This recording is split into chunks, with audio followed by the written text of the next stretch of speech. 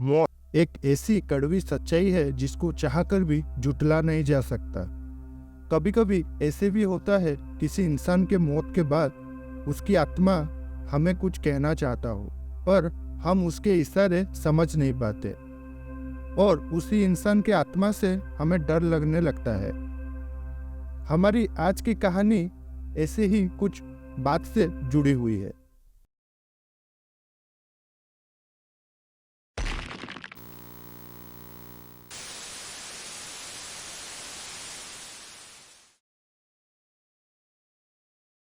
ये कहानी शुरू होती है एक छोटे से गांव से, जहां 12 साल का एक लड़का जिसका नाम था सूरज, वो अपनी माँ के साथ रहता था।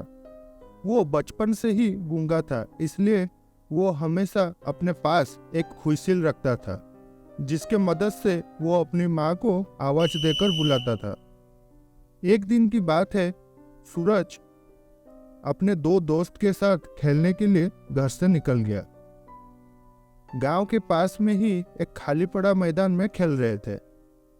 खेलते खेलते अचानक से सूरज गिर पड़ा और उसका सर एक बड़े से पत्थर से टकराकर खून बहने लगा।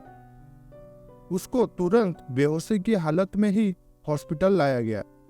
उसके सर से बहुत खून बह चुका था, इसलिए उसको डॉक्टर तुरंत आईसीयू में एडमिट कर दिए। उस दिन ही रात की 12 साढ़े 12 के आसपास नाइट ड्यूटी कर रही दो नर्स उसी आईसीयू के सामने से गुजर रही थी और तभी उनको आईसीयू के अंदर से व्हिसिल के साउंड सुनाई देने लगी। ये सुनकर उनमें से एक नर्स आईसीयू के दरवाजे से झांककर अंदर देखा, पर वहां उसको कोई भी नहीं दिखा जो व्हिसिल बजा सके। तब वो दो नर्स आगे की वार्ड के तरफ जाने लगे। वो आगे बढ़े ही थे कि उनको फिर से उसी आईसीयू के अंदर से जोर जोर से व्हिसिल के साउंड सुनाई देने लगी। तब वो लोग घबराकर फिर से आईसीयू के दरवाजे से झांककर अंदर देखने लगे। अंदर देखने पर एक काली छाया दिखाई दिया। ये देखकर वो लोग डर के जोर जोर से चीखने लगे।